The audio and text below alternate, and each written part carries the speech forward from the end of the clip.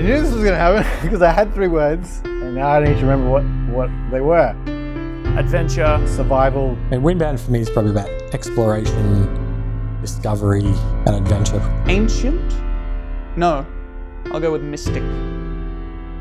Windbound is a crafting survival game that marries the experience of the open world, procedurally generated experience with a story and narrative that drives you through the whole adventure. And coupling that with you being on a boat, carrying your base through the whole thing as you go, makes it a really unique experience.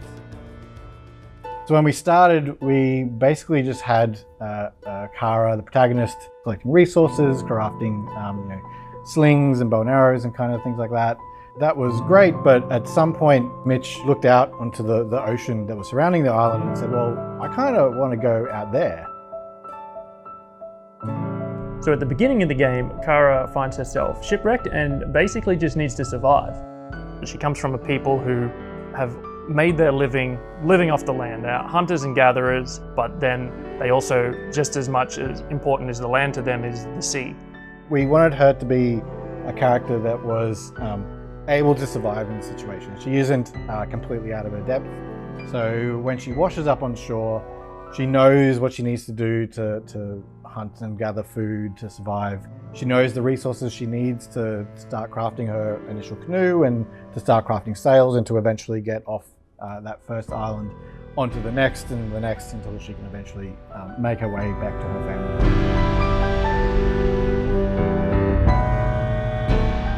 Early on, when you first start the game, you'll more or less see the same types of islands. So it is procedurally generated, but then as you play through the game, there'll be more types of islands with different biomes and different visuals and lighting.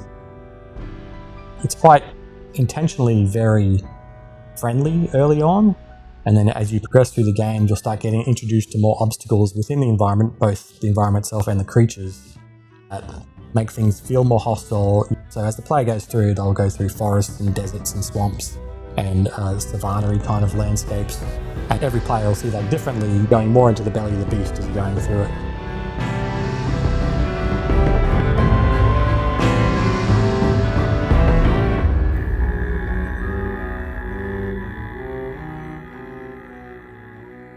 When we initially came up with the idea with the boat, I'd been going out on a few sailing adventures with my brother at a lake near his place. And as soon as we mentioned the idea of putting a boat into the game, I immediately wanted to try and replicate having that experience of really raising and lowering the sails and tightening the sails in and out. Once you get your head around how that actually works, is really rewarding and a really fun experience.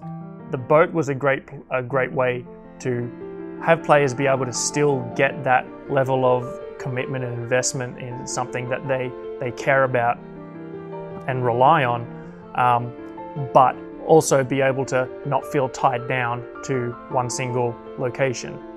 Obviously there are still risks involved, like you've got reefs and you've got rocks and you've got waves and all that sort of thing, which don't play nice with a boat, but you're never tied down to one place. You rely on your boat to not only collect resources, but it's also your way to get back home, ultimately. Working on the creatures especially, I think is probably my favourite part, as well as being the most challenging.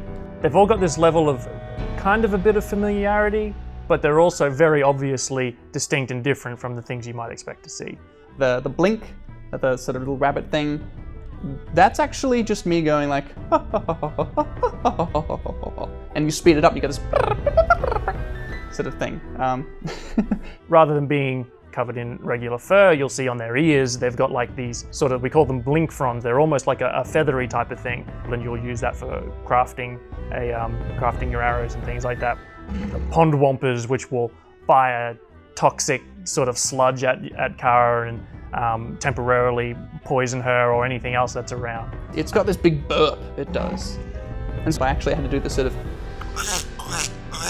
sound and slow that right down. And then it sounds like this giant, tremendous burp.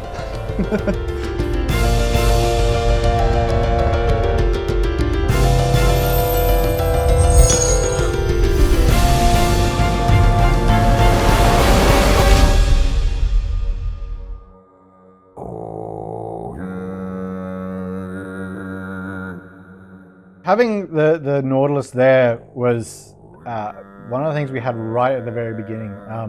Yeah, the idea of having this big creature that played some part in the story and how you got through the world was something that was there right from the very beginning. The Nautilus, she finds out more about it as she plays through the game, and more about the world that she's in and the nature of the storms and everything around her. It's obviously got a lot of power behind it. It's something that gives the impression of being ancient. Perhaps doesn't take kindly to the presence of Kara or her tribe sailing so closely. I would hesitate to say more than that without just telling you what happens at the end.